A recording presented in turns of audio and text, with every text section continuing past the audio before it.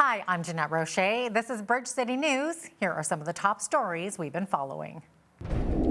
Lethbridge police are on the hunt for a man who showed an indecent picture to a child over the weekend. Plus, Lethbridge East MLA Nathan Neudorf is off to Idaho to discuss clean fuel alternatives. And Foreign Affairs correspondent Lisa Daftari discusses Russia's visit to Iran to enhance their drone technology. Your nation, your province, your southern Alberta. From the heart of Lethbridge, it's Bridge City News with Jeanette Roche. Freedom Convoy organizer Pat King will have 24 hours to leave Ottawa and return to Alberta, where he will be required to live with a surety. Tears were shed in an Ottawa courtroom today as King was granted bail. Wearing a plaid shirt and his hair in a long braid, King nodded as the judge's reasons were handed down. In the courtroom, supporters wearing T-shirts that said "Free Pat King" brought tissues to their eyes.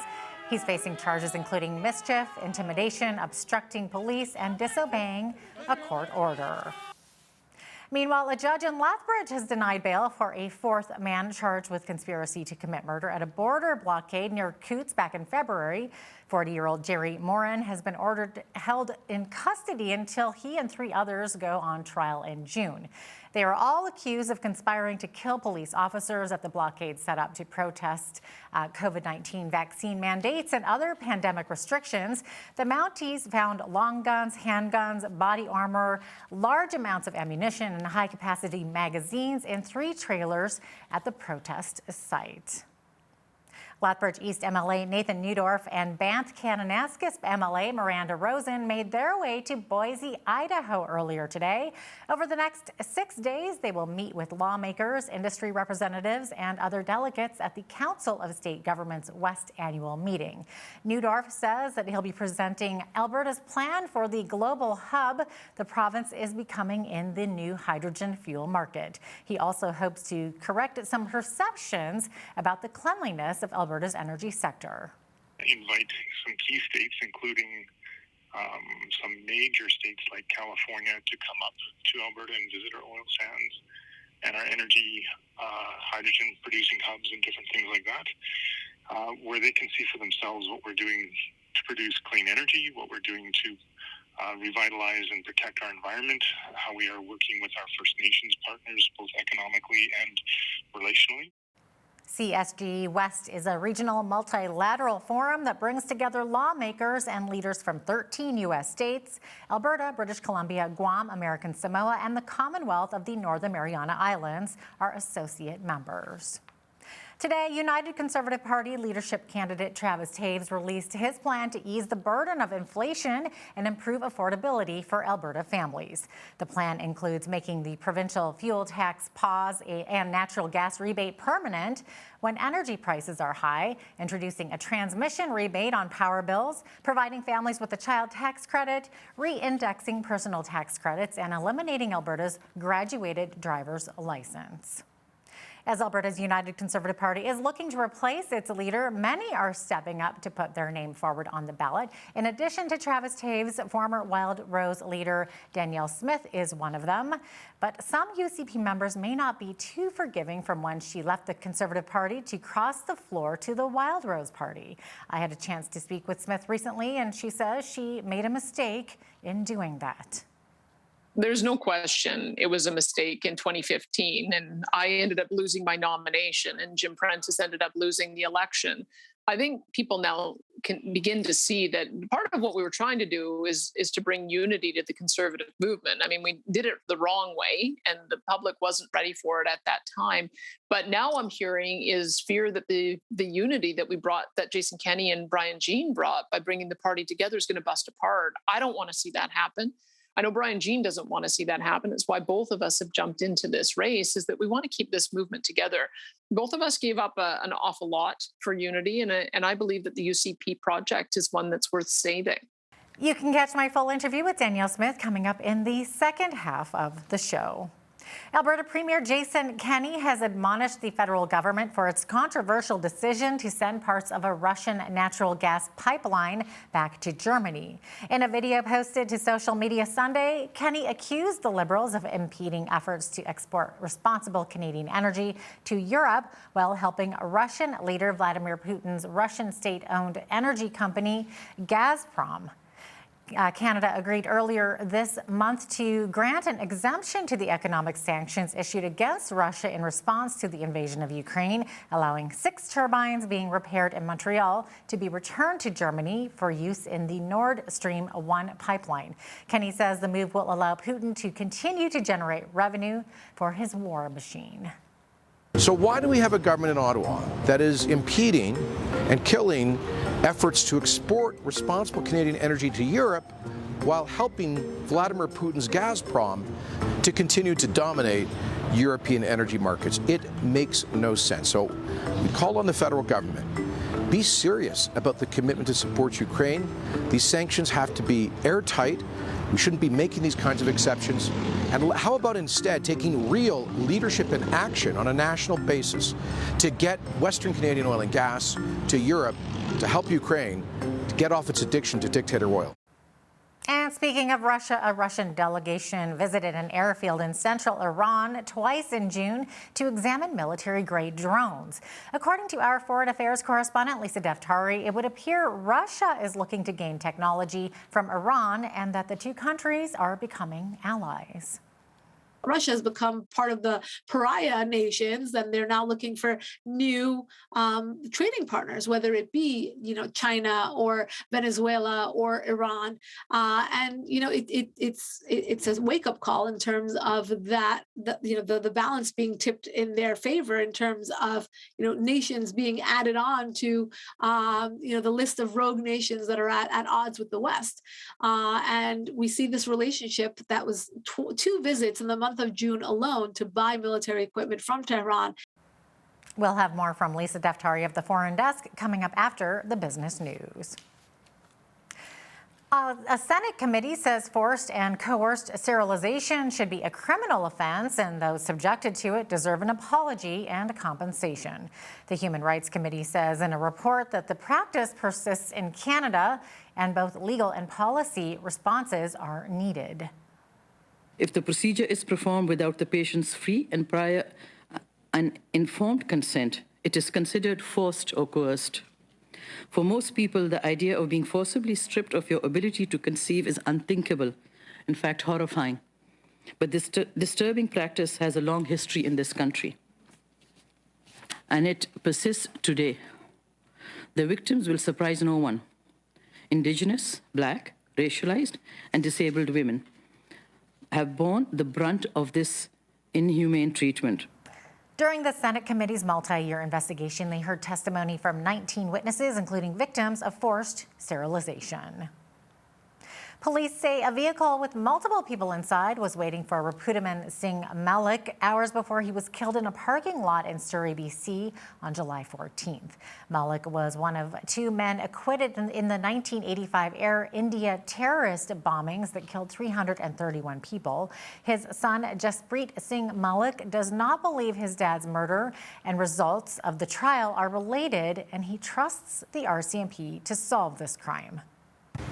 Review of CCTV determined that the CRV arrived at 8236 128th Street a short time before the shooting and waited for Mr. Malik. I'm very much convinced this has nothing to do with that. You guys put my dad's name in your computer, that's the first thing that turns up, and so you guys talk about that, and I understand that's your role, but there's no way these 2 things are related. I'm personally convinced of that, and I hope I'm right in my personal belief in that, because it takes a lot to hate. It takes a lot of energy to hate. And to hate someone for 17 or more years and then to act on hate, I just can't imagine someone like that in the world actually exists. My dad is a private individual. He's a volunteer for a number of charities. He runs a private business, which he uses a lot of money to donate to those charities. He's not a politician. He's not a political figure. someone asked me that yesterday, and again, that just makes no sense to me.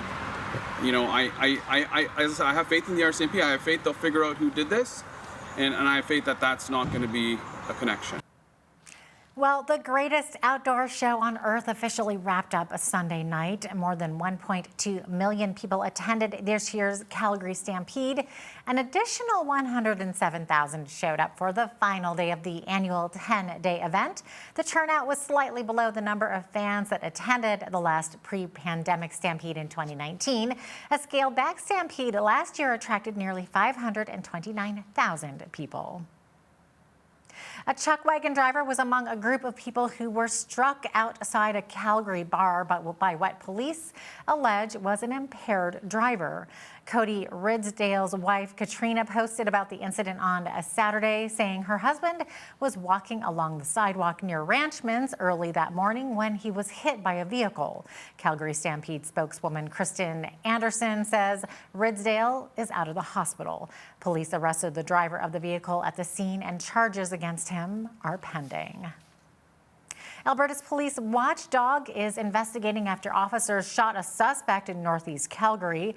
Police were called to a home Sunday night for reports of a man with a weapon trying to get into a building. Police say 2 officers shot their weapons after failing to de-escalate the situation. The suspect was taken to hospital in non-life-threatening condition, and no officers were injured.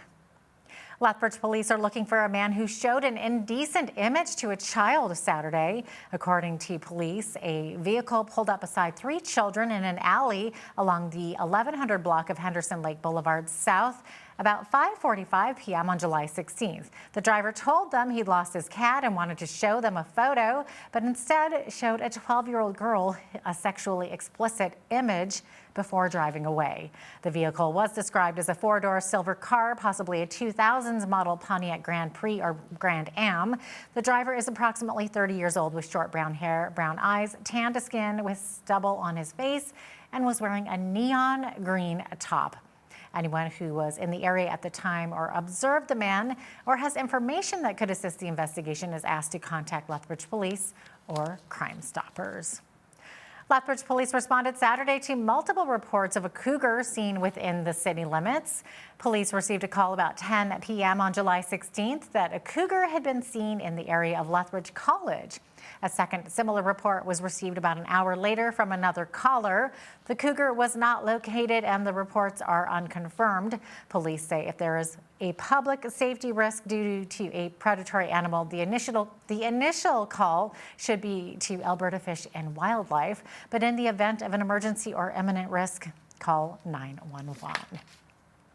It feels like the kids only just got out of school, but already preparations need to be made for them to go back to school. The 2022 Back to School Ready, Set, Go and Stuff the Bus campaign is now underway. It's a joint venture with the Interfaith Food Bank Society of Lethbridge and My City Care, along with local agencies. This year, the food bank will focus on recruiting healthy back-to-school snack items such as granola bars, fruit cups, juice boxes, and fresh fruit and veggies.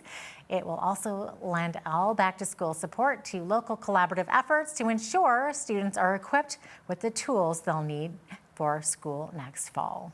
We're just starting our recruitment now. We're expecting to serve about 1,500 kids this year. Last year we did over 1,300. And basically what we're asking is for the community to pick up a few extra school supplies and healthy back to school lunch items when they're out shopping for their own families. They will come from all walks of life, but all school-aged children need supplies of some kind, whether that's backpacks and pencil crayons, or if it's lunch kits and fruit cups. School supply donations for Ready, Set, Go can be dropped off at either local food bank, YMCA, or My City Care, and community members are encouraged to donate. While the number of women entrepreneurs in the technology sector has increased in recent years, they still remain underrepresented. There's an organization that's helping rural women change that. The Rural Women Entrepreneurs in Technology program is dedicated to supporting women and non-binary entrepreneurs in Alberta who are in the process or have developed a tech-enabled, scalable product or service that can demonstrate value and desirability in the marketplace. Paloma Navarro is the program manager. She says the program is not just about offering women free business training, but also about helping businesses make connections easier. Every business, at certain point needs to deal with technology, even if they don't think today. So what we're trying to do is make those connections easier, right? And decrease a little bit, sometimes how to navigate, it's something that we really think it's a differential, right? Work with someone that you have the trust, that have your back and will help you with little details, along your journey to make things simpler. Since 2019, the program has helped more than 250 clients with free business training, mentoring, and advising. The Lethbridge Hurricanes Hockey Club announced Monday that the 2003-born forward Yegor Klavdiv has decided not to return to the Hurricanes this coming up season, electing to begin his professional career in Belarus. Hurricanes manager Peter Anholt says the club is disappointed to lose such a key player this coming season, saying, quote, "The timing isn't great for us, but his decision was made and we respect that and wish him the best in his next step." 19-year-old Klavdiv was selected by the Canes in the first round, 11th overall in 2021 during the Canadian Hockey League import draft. Meanwhile, the Hurricanes will begin the 2022 NMAX preseason on Friday, September 9th, when they will welcome the Medicine Hat Tigers at the NMAX Center. The BC Wildfire Service says several hot, sunny days lie ahead as crews battle the out-of-control wildfire burning across the Fraser River from Lytton, BC. But gusty winds of up to 70 kilometers per hour will be the immediate challenge today. Well, thankfully, no wildfires are threatening southern Alberta these days, but we are under a severe thunderstorm watch. We also received quite a bit of rain today. I'll have all the weather details coming up for you right after the break. Stay with us.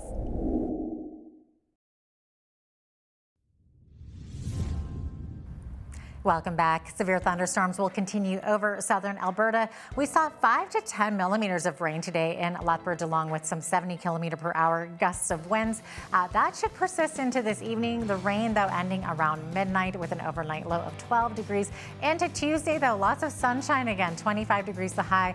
And then we're back up to the 30s for Wednesday and Thursday with highs of 30 degrees. Sunshine both of those days. 27 the high for Friday under partly cloudy skies. 26 the high on Saturday and a high of 28 on Sunday. So it should be a nice warm weekend again for us weekend warriors. Can't wait for that. I know it's only Monday now, but we're already dreaming of the weekend.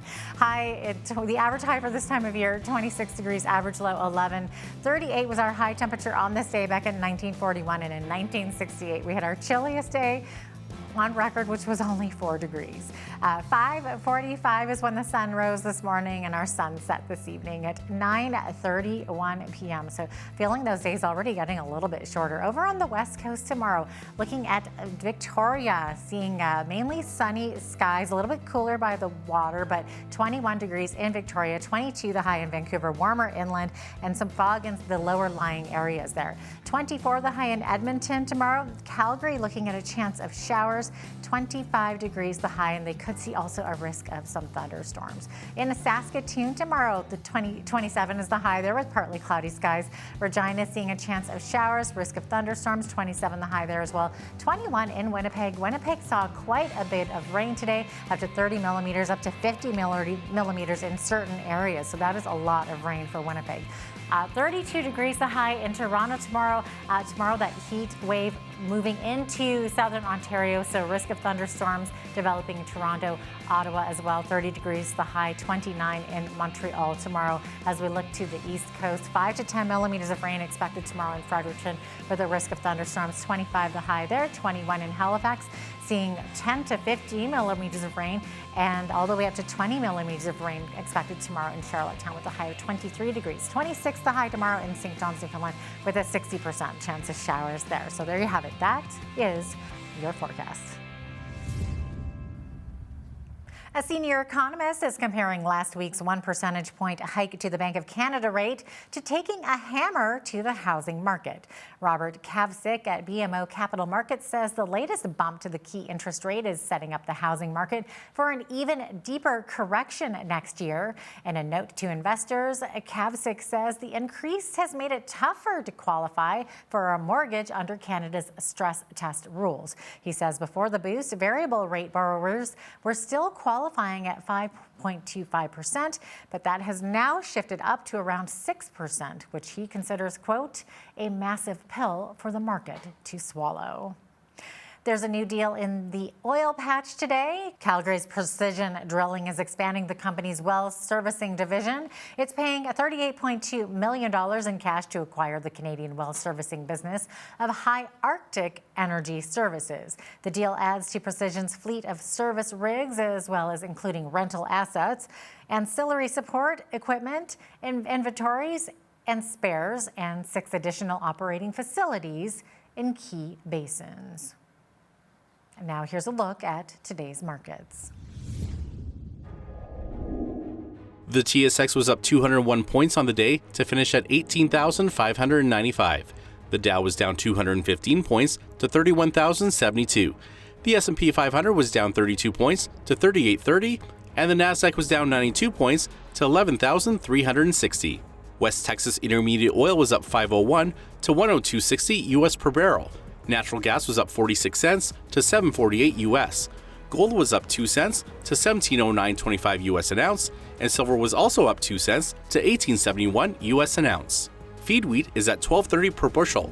Barley is at $8.75.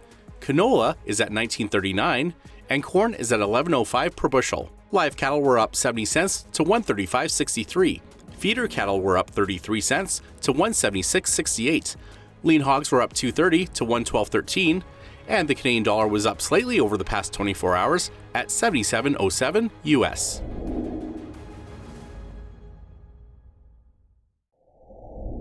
Recapping one of our top stories, Lethbridge East MLA Nathan Newdorf is off to Boise, Idaho to attend the Council of State Governments West annual meeting. Newdorf says he'll be presenting Alberta's plan for the global hub that the province is becoming in the new hydrogen fuel market.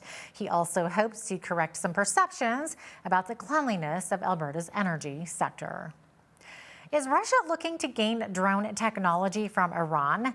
Up next, our foreign affairs correspondent Lisa Daftari discusses this, plus the $1.5 billion being put towards handling the crisis at the U.S.-Mexico border. But first, a quick break. Here's your Bridge City News community calendar. The live theater troupe Hootenanny returns to Galt Gardens with the play The Junk Show. 2 oddball junk collectors spend their days sorting through junk that no one wants. It's hard work, but so much fun as their imaginations embark on exciting adventures with the junk that they've called So Good. Come out and enjoy this live performance every Wednesday to Saturday at 10:30 a.m. at Galt Gardens from now until July 30th. For more information, visit newwesttheater.com/hootenanny. Explore the exciting, delicious downtown food scene at Foodie Fest on Tuesday, July 26th. Food trucks will gather at Galt Gardens with other amazing opportunities to enjoy the many downtown restaurants with free samples. Plus, select stores will also be open late for shopping. It'll be great fun for everyone. For more information, visit Downtown Lethbridge BRZ Facebook page. And that's today's Bridge City News community calendar.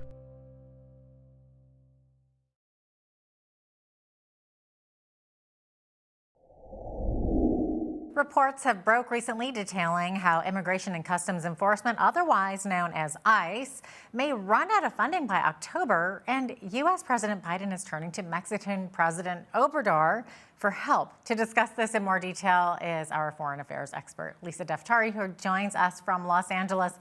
Lisa, thanks for joining me today. What can you tell us about this situation? Yeah, what a crazy week for immigration here in the United States, obviously eclipsed by the fact that President Biden is or was off in the Middle East meeting with Middle Eastern leaders. But on Tuesday, he was able to meet with Mexican President Obrador at the White House, where President Obrador pledged $1.5 billion to help the United States fight this crisis at the border.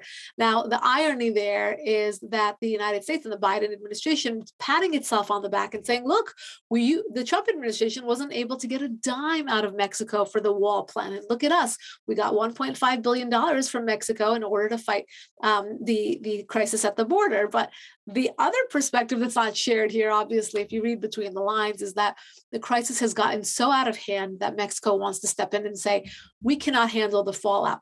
These migrant camps in northern Mexico that are obviously, this is the fallout coming from either the Title 42 or the Remain in Mexico Act, which was recently overturned by the Supreme Court. But obviously the fallout from that, we have a lot of violence and a lot of just safety issues in northern Mexico from the fallout from migrants wanting to get into the United States from the southern border. So obviously, Mexico wants to step in. They want to do a lot of joint projects in obviously securing the border and modernizing, the whole system, the ports, et cetera.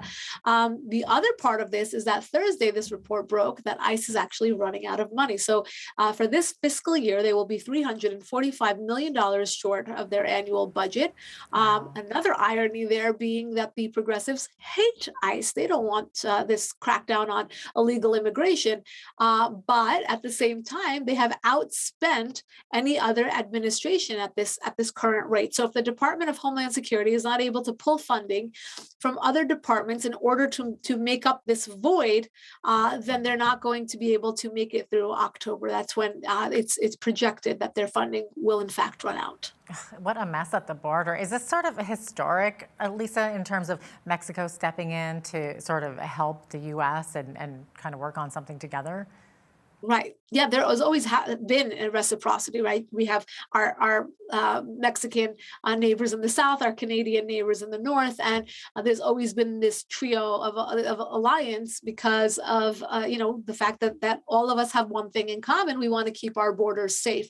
But ever since there has been this influx, I should say we should back up and say Mexico was always against the wall that President Trump wanted to build. They were for safety. They were not for the wall, and they didn't want to chip in for the wall.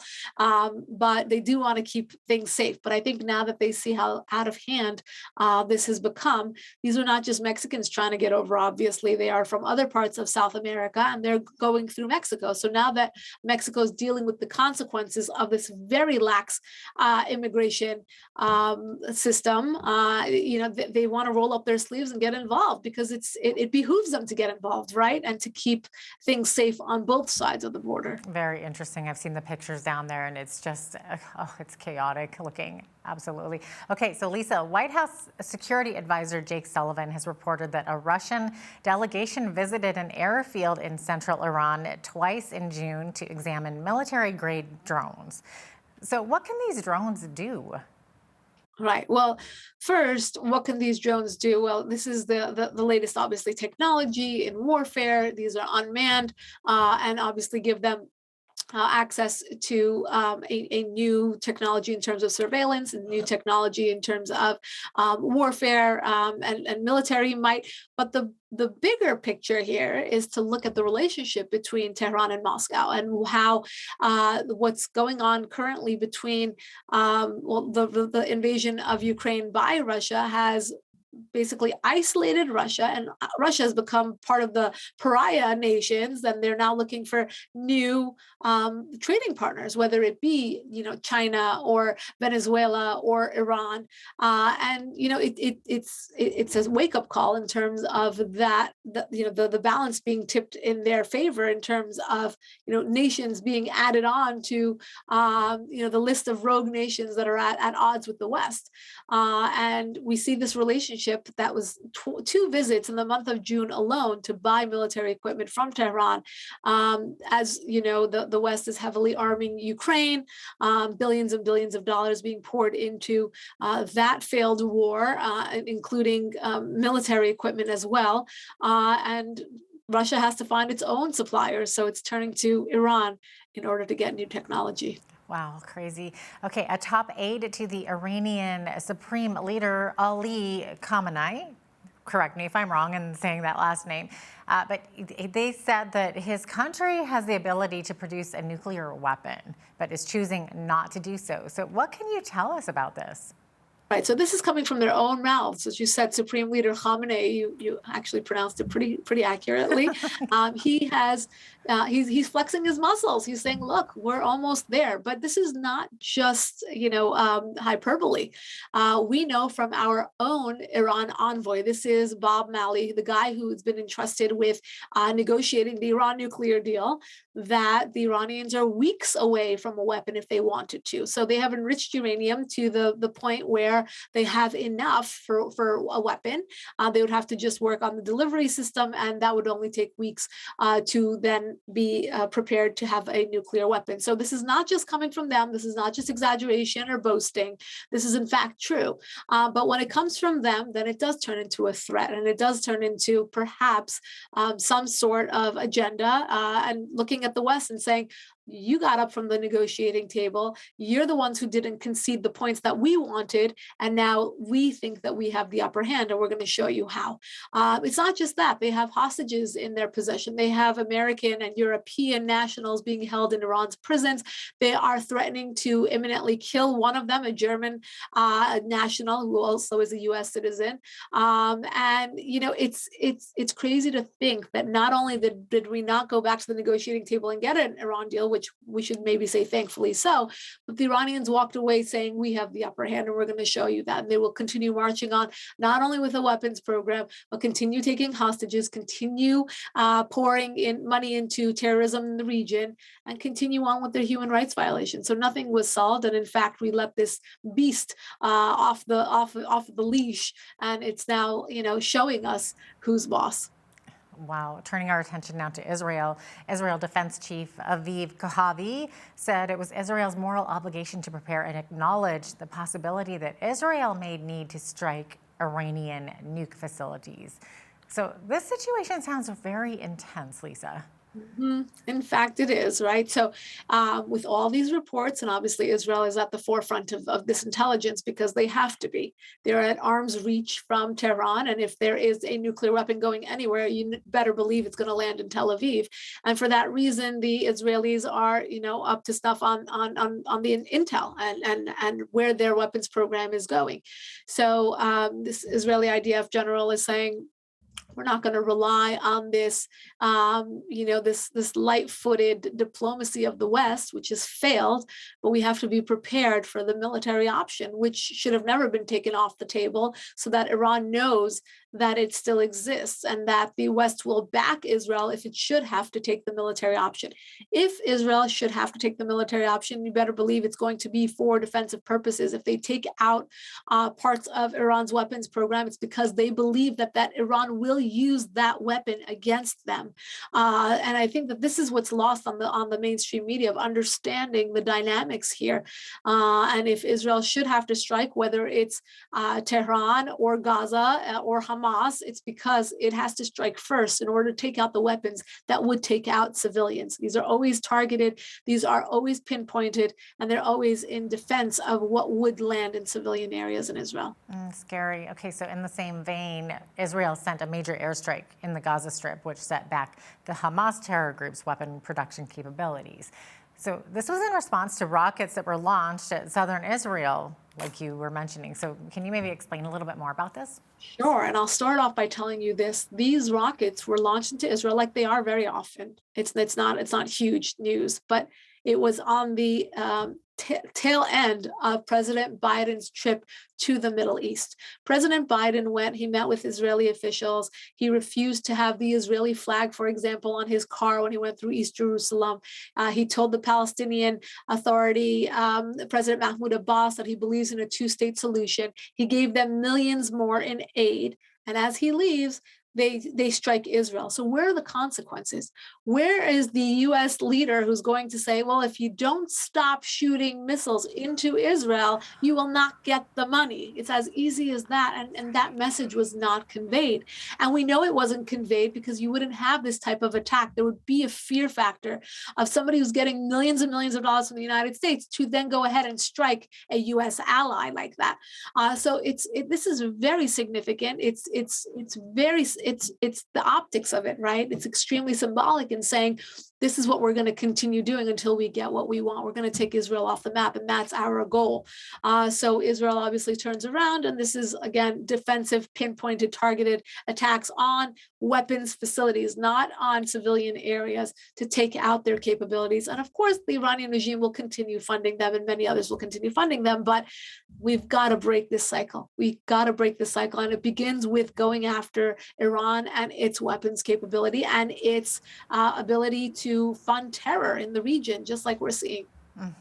Okay, and then while he was on his trip through the Middle East, President Biden met with the Saudi Crown Prince recently, talking about increasing oil production, which has been in the news a lot. But Biden, of course, made it a point to talk about human rights issues. So what can you tell us about this? Right. So the left has been obsessed with, well, if Biden's going to meet with Saudi Arabia, he better, deliver that proverbial slap on the wrist and tell them, why did you do that and kill this journalist, Jamal Khashoggi, in the United States. Obviously, he was targeted, and it's believed that it was a, top-down order to kill him, allegedly from the Saudi Crown Prince. The Saudi Crown Prince said, no, it wasn't us, and the show went on. Obviously, Biden being there to repair this relationship between the Saudis and the Biden administration. When Biden was running for office, he said he's going to make a pariah state out of Saudi Arabia, obviously referring to the relationship that President Trump had with the more moderate Arab states, the ones that signed on to the Abraham Accords, and Saudi Arabia, and kind of made tensions obviously much more tense with the Iranian regime. And President Biden wanted to do what President Obama did and turn that around. And he wanted to be more aggressive with the Saudi alliance and more friendly with the Iranian one. And when we have, the situation where he wants to go beg for oil, he's got to make nice with the Saudis. And that's exactly what happened. But obviously facing pressure from the left to definitely mention Khashoggi and that case. And he did. And then he got his answer. The Saudis said, wasn't us. So it's interesting to watch. Obviously, as you mentioned, the real backlash coming from many in the United States saying, we have our own oil. Why are we begging the Saudis for more oil? And that obviously is hidden in the media because they'd rather, focus on Jamal Khashoggi and the human rights abuses by the Saudi kingdom. And of course, speaking of human rights, the Taliban continues to impose numerous limitations on girls and women. So one of the most detrimental is the ban on education for girls. Right. So where are the women advocates on this one? Where is the Women's March when it comes to looking at the realities around the world? They talk about, tolerance and human rights. And I did a segment a couple of weeks ago when Roe v. Wade was announced with Christiana Mampour, CNN correspondent, coming out and saying the Taliban won't respect us anymore because of Roe v. Wade. And you look at the way that women are treated under the Taliban, where they have to cover up from head to toe, and the morality police stops women whose toes are showing through sandals in the summertime, or 8-year-old girls who are married off to their uncles, or the very basic where they're denied an education. It's a shame that we don't have proper coverage of this story. And more than that, when the Biden administration is giving billions of dollars in aid to the Taliban, we know that they've already received over $1 billion since they've been in office since last August, that you would be, there'd be a message delivered. Well, at least put the girls in school, or stop with the human rights abuses, or you can't just reverse time and have people live under Sharia law the way that they are and still receive the money from the West and still have normalized relations with the United States and the White House. There has to be some sort of connection, some sort of leverage that's used for our money and the aid that's being given. But unfortunately, that's not the case. It looks like we are about out of time here, but Foreign Affairs correspondent Lisa Daftari, thanks so much for your time today. We always appreciate it. My pleasure.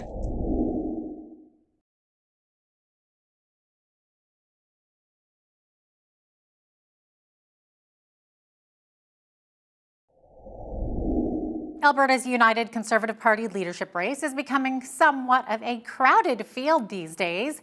We're going to be interviewing as many of the candidates as we can to give you an idea of where they're coming from.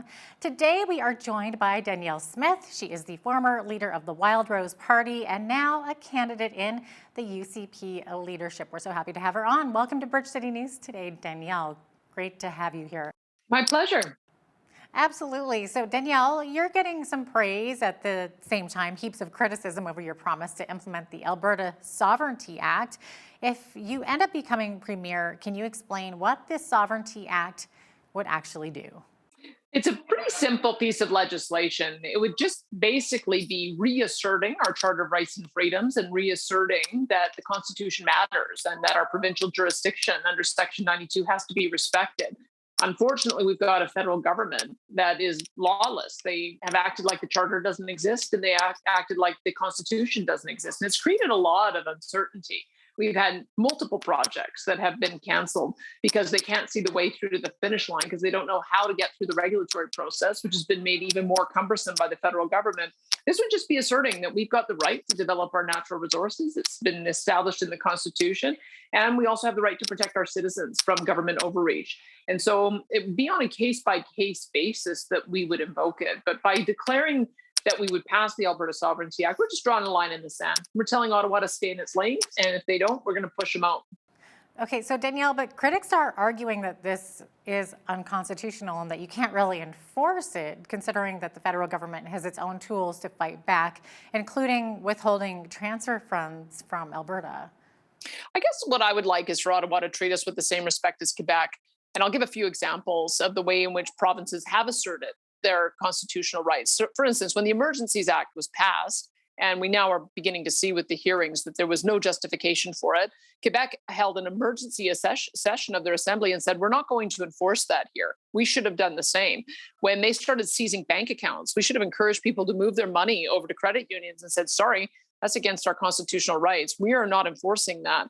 I suspect that in the fall, we're going to see new mandates come in from the federal level. And I've heard loud and clear, especially from moms who are concerned about their kids. They do not want their kids forced back into any kind of restrictions. And if they put pressure on us, we'll just say, no, we're not going to enforce that.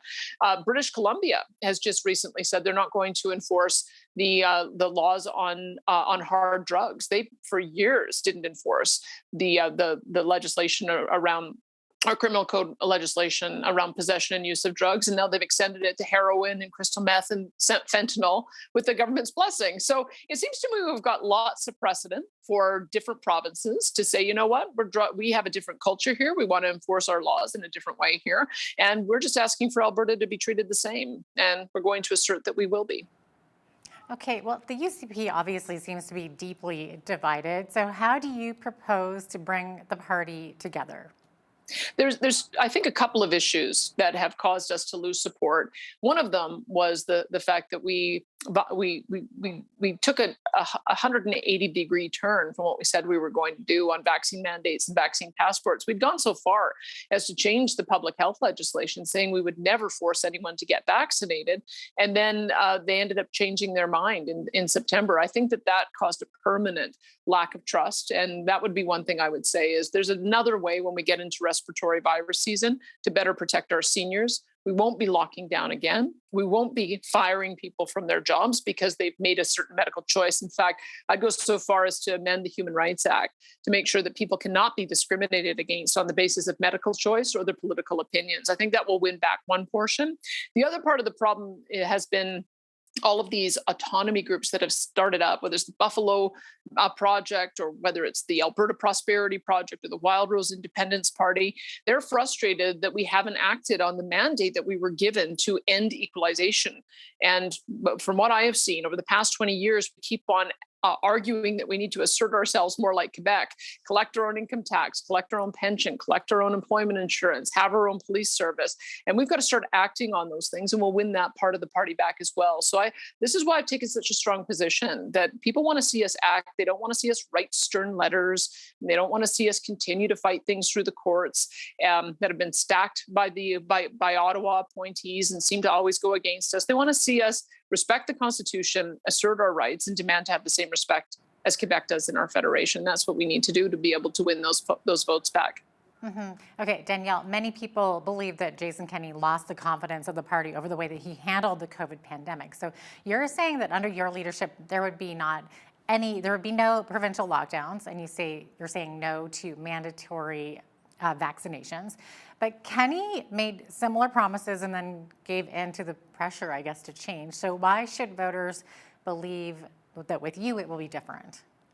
I've been watching this unfold over the last 2 years. And I've been looking at the politicians who did have the courage to stand up in the face of pressure, like Florida Governor Ron DeSantis and Governor of South Dakota, Kristi Noem.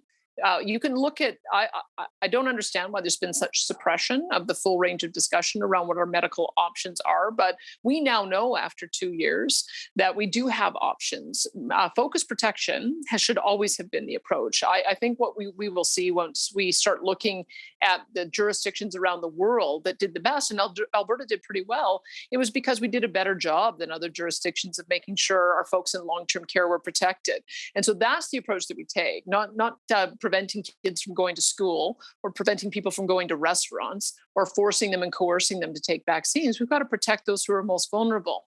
So make sure that we do that in our nursing homes, make sure that we've got effective therapeutics so that when somebody does get diagnosed with COVID, they can have a treatment to prevent them from deteriorating and going into hospital. That should have been the approach over the last year and a half, and that will be the approach when we get into the fall respiratory virus season. Okay, so you obviously have very different ideas on how to handle the future pandemic issues should they arise, and how to deal with healthcare issues. Will MLAs be able to voice their opinions freely, or will they have to toe the line?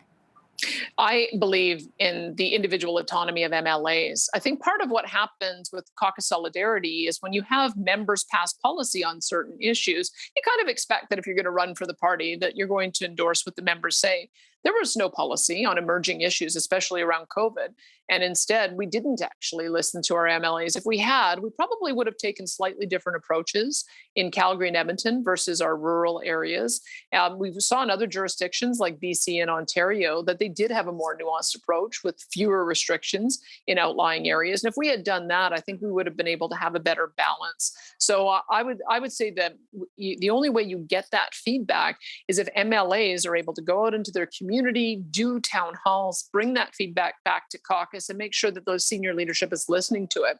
When I was a leader the last time, we always relied on our MLAs to tell us what was going on in the community. And it wasn't just a wild rose concept. That's how Ralph Klein and Peter Lougheed operated as well. They made sure that if they were going to pass something, that they had buy-in on the caucus. Because if you can't convince your caucus, you're not going to be able to convince the general public either. So I think that's been a missing piece, but we would certainly bring that back.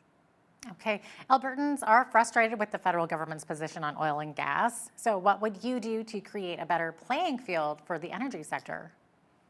I'm going to look at this from a constitutional perspective. If you look at our constitution, we have the exclusive right to develop our resources. And Ottawa has been interfering in our jurisdiction every step of the way. We recently got a judgment from the Court of Appeal saying that their Bill C-69, which is, we've been calling it the No More Pipelines Act, but it's kind of the No More Build Anything Anywhere Act. They've said that goes way too far. So we would push them back on that, continue with the court litigation. But more importantly, we've got to start acting independently. And I want people to be in the mindset of the fact that we do have the sovereign right to make these decisions over our resources. And what would we do if we didn't have Ottawa standing in our way? I would say that what we would do is we would start developing economic corridors with our partners. The one that is the furthest along in development is from Fort McMurray to Churchill. Partner with our First Nations, partner with Saskatchewan and Manitoba. We own most of that land anyway because it was transferred to us as Crown land. Develop a 10-kilometer wide right-of-way, build rail infrastructure, build water and electricity infrastructure, bring heating and broadband to those communities, and then also build oil and gas pipelines. And that would be the way that we would get to one port. We can also do something similar, working with our First Nations to get to Thunder Bay, to Tuktoyaktuk in the north, to Port of Prince Rupert. And that, to me, is the way that Alberta can assert itself as the leader on economic development in Western Canada. And I'm not going to wait until Ottawa approves that. I'm going to work with our partners and make sure that we start working on those corridors. We've been talking about it since the 1930s. It's time to start acting on it. Okay, what about clean, green energy? Where do you see Alberta taking this sector? We are so far advanced on carbon technology that allows us to capture CO2, bury it underground, and turn it into useful products like carbon nanofiber, which is a new construction material that could replace steel. We can use CO2 to make a more durable cement, for industrial minerals, for plastics, even alcohol. We also have the ability with our hydrogen economy that we're building out in central or in the Edmonton area. That's going to be a major transformation of how we use our natural gas resources, capture the CO2, and then power all of our transportation vehicles with hydrogen. I've talked to companies that want to develop bitumen for asphalt. Once again, whether you're going to drive a regular car or a zero emissions car, you need roads to drive them on. There's also a movement in the oil sands. We've heard with the Pathways Net Zero project, they want to use small modular reactors to develop their resource so that it reduces the greenhouse gas footprint. And I also have a strategy for how we're going to recover all of our abandoned and suspended well sites. So I will put our environmental record up against any other oil producing jurisdiction in the world. And we are seeing a major transformation on how we use our resources that not only allow us to meet targets of energy security, but also energy affordability and be miles ahead of anyone else when it comes to environmental considerations. So I think we can sell that to the world. Okay, Danielle, what about healthcare? Should we keep throwing money at it, or while wait times and physicians availability, they don't seem to be improving? So are you open to making some kind of private healthcare part of the equation, or what's your take on that? The main thing we need to do, and I think people want to make changes to healthcare that fall under the umbrella of the Canada Health Act, and I'm perfectly happy to do that. The issue that we have in healthcare is we've got way too many administrators and bureaucrats who are preventing dollars from flowing down to the front line. So I want to return to having individual hospital boards with funding following the patient to those facilities to create a motivation for our hospitals to figure out ways that they can deliver more services and get rewarded for it. I also want to see health spending accounts.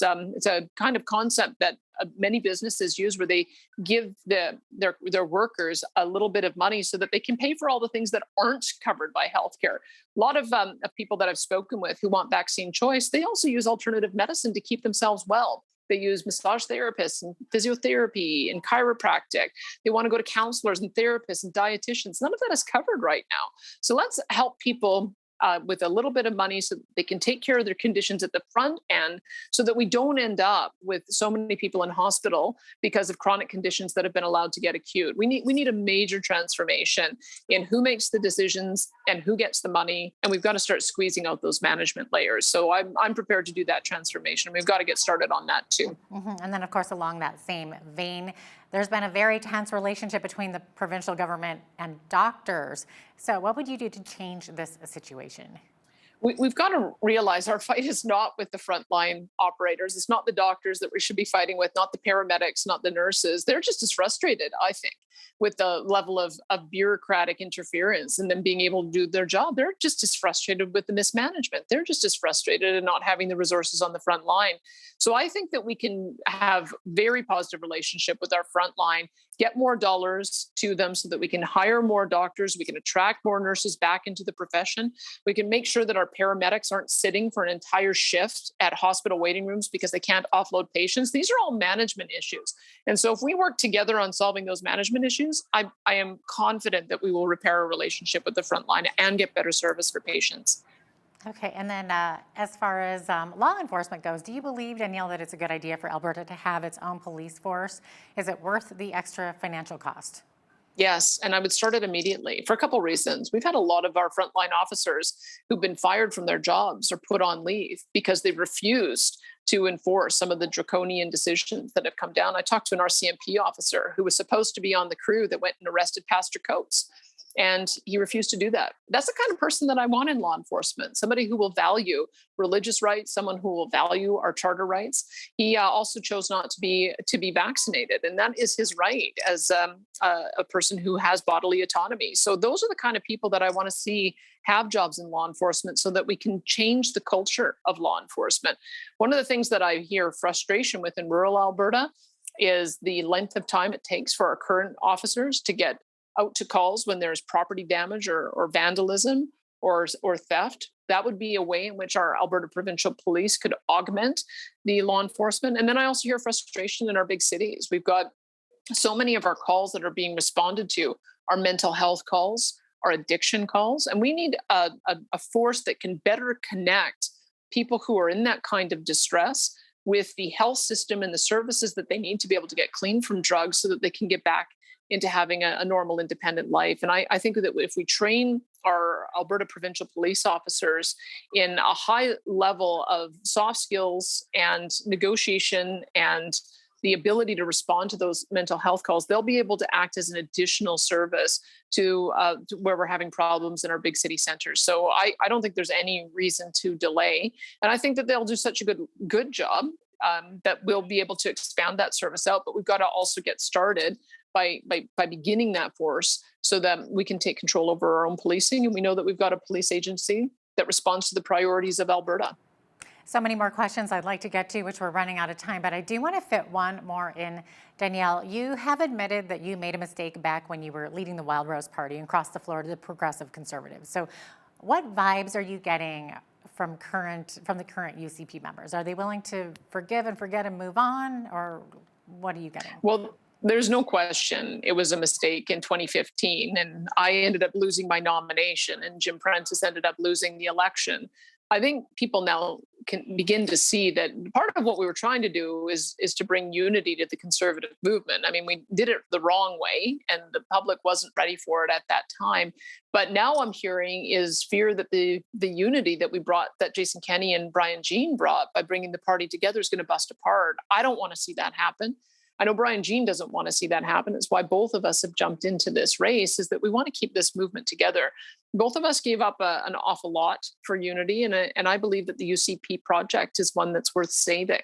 I think that we can be unified as a Conservative movement, and if we do bust apart, we're going to end up with another 4 years or 8 years of NDP government, and I don't want to see that. When the NDP came in, investment in the province stopped. We had a ton of job loss. We saw an escalation in spending, an escalation in debt, and we're just now back into surplus. I want to make sure that we can maintain some Conservative values in how we manage those resources on behalf of taxpayers, and also do a better job of delivering those frontline care programs. So that's the reason why I'm in the race, is to be a force of unity, and I'm glad to be getting some of the positive feedback that I am, because I think it's time to make a change so we can put Alberta first.